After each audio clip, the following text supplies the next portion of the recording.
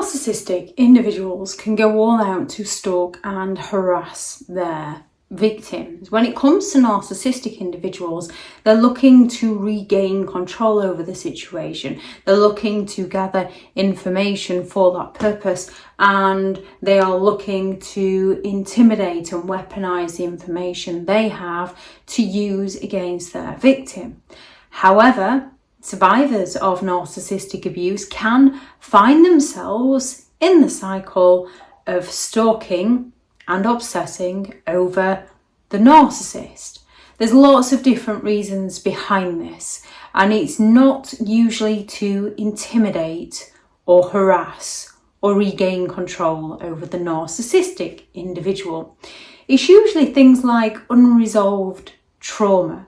The trauma inflicted by a narcissistic individual can lead to survivors becoming obsessive in discovering what has happened to them, replaying events over and over and over in their mind, searching for answers, searching for closure, because a narcissist will more often than not just disappear on the victim.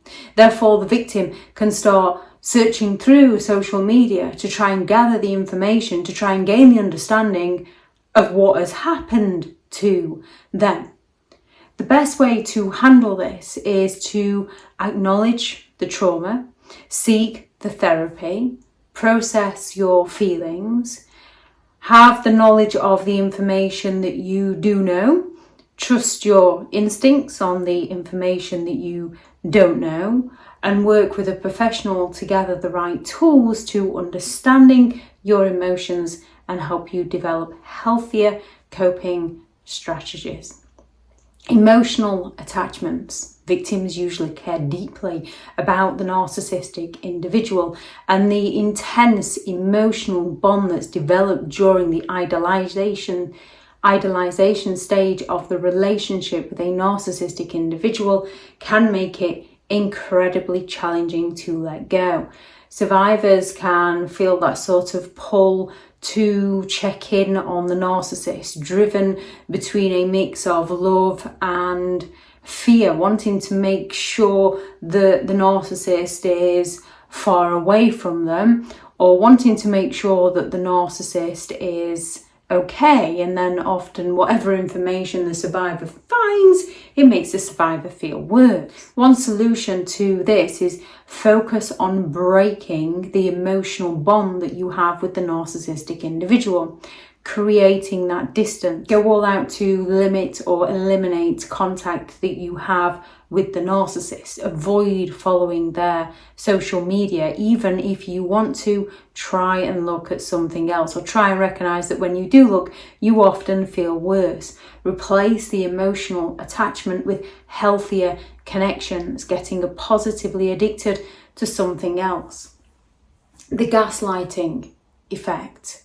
Narcissists often do engage in gaslighting their victims' reality, causing survivors to question their perception of reality. This confusion can lead to a strong desire, a strong pull to seek validation, to figure out exactly what has happened and exactly what is going on, to get the answers, the missing pieces to the puzzle that the narcissist leaves out of all the conversations, to confirm the victim's version of reality.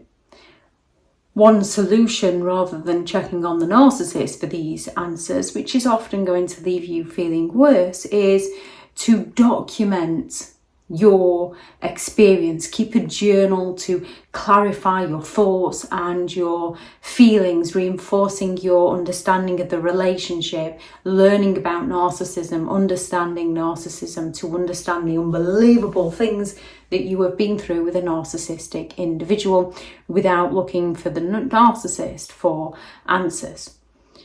Fear of missing out. Young children, grown adults, teenagers,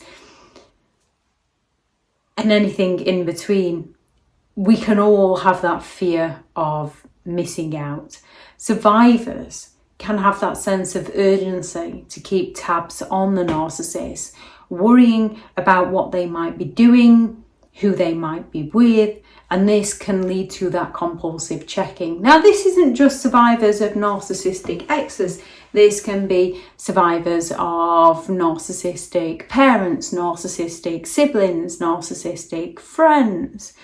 It can lead to that compulsive checking of what the narcissist is up to now, as people finally seen through the narcissist's lies. One way to handle this is to challenge the notion that you need to know what the narcissist is up to. Remind yourself that your healing journey is more important than the narcissist's actions. Redirect your focus onto your own life, your own hobbies, and your own interests. Get that distracted in creating a better life for you that you haven't got the time to check up on them. Now, it doesn't mean that it's not going to appear in your mind now and again, but it'll become less and less over time. Seeking closure. Narcissistic individuals don't do closure. They just gaslight your reality, leave that unresolved trauma, and they instill that fear of missing out. Many survivors feel the need to find closure after the traumatic relationship of a narcissistic individual, believing that that closure is going to come from the narcissist when that closure comes from within, and gaining our understanding and clarity of what we have been through. We can often believe that looking at what the narcissist is doing will provide us with the answers and the explanations that we seek. And if the narcissist is love bombing somebody new, the only answers it gives us is where we question ourselves and if we're the narcissist, because they've seemingly moved on. However, narcissists do move on quick, so perhaps they are narcissistic. It just creates more questions. You often find 5-10 years down the line that the narcissist has repeated the pattern, and by that point you're in a lot better place and you can recognise that that is who they are. The best way to seek the answers is by learning about narcissistic individuals and their patterns of behaviour to recognise what you've been through. Understanding that closure comes from within and not from a narcissistic individual. They're not going to give you closure, they're going to make things worse. Engage in self-reflection and self-care practices for you. Find peace and acceptance without needing the external validation. Curiosity. The saying goes, curiosity killed the cat. Curiosity will emotionally destroy you. Curiosity about what the narcissist is up to. Curiosity about the narcissist's new partner. Seeing the narcissist with a new partner can provoke feelings of jealousy or insecurity, prompting survivors to check in out of curiosity. The best thing you can do is recognise that this curiosity is rooted in the insecurity that a narcissist is usually planted in you by betraying you, lying to you, cheating on you. Focus on rebuilding your self-esteem, rebuilding your self-worth, and knowing that the relationship does not define your value. Social isolation. More often than not, when you've been with a narcissistic individual, you've been isolated from friends and from family during the relationship, leading to feelings of loneliness and depression. Stalking a narcissist is one toxic habit that we can pick up, which is self-destructive, as a way to fill the void. Instead of finding things that are going to help us, we can go through self-destructive patterns such as checking in on the narcissist. The best solution for this is to actively work on rebuilding your social connections, reconnect with friends, join support groups, engage in community activities, anything that fosters a sense of belonging and support. Start joining those hobbies, things that give you joy. Moving forward, to stop the cycle of stalking or obsessing over a narcissist, commit to a journey of personal growth. Focus on your own self-improvement, self-love, building healthier relationships, learning to create healthier boundaries. Consider therapy and support groups if you need the extra help. Anything that helps you stop obsessing over the narcissistic individual, please do add those into the comments. for people reading through. Thank you very much for watching. Thank you very much to all the returning subscribers and your continued support with the channel. It's greatly appreciated. If you are new to the channel, I'm Elizabeth Shaw. This channel is all about narcissistic behaviour to give you more understanding of the people you might be dealing with within your life, how to handle yourself around those people if you cannot go no contact, and different methods to find what works for you to help you understand and overcome narcissistic and emotional abuse. If you do find the information helpful on the channel, please do subscribe.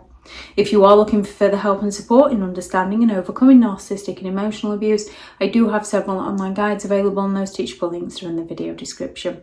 If you're looking for someone to speak to, I have partnered with BetterHelp, and their sponsored link is also in the video description. I do also have several books out on Amazon. I have How to Create Boundaries around those who have no respect for your boundaries, Healing from Narcissistic Abuse, a guided journal for recovery and empowerment, 15 rules to deal with narcissistic people if you cannot be, and then a Narcissist Handbook, which is the ultimate guide to understanding and overcoming narcissistic and emotional abuse. And I do have a new book coming out shortly, which is going to be the first in a series of 3 books, Behind the Mask, The Rise of the Narcissist, which should be out by the end of this month. I'm just proofreading and editing it now. They are all available on Amazon if anyone would like to take a look at those. Thank you very much for watching. Go out there and create the day that you deserve, because you do deserve to have an amazing day. Bye.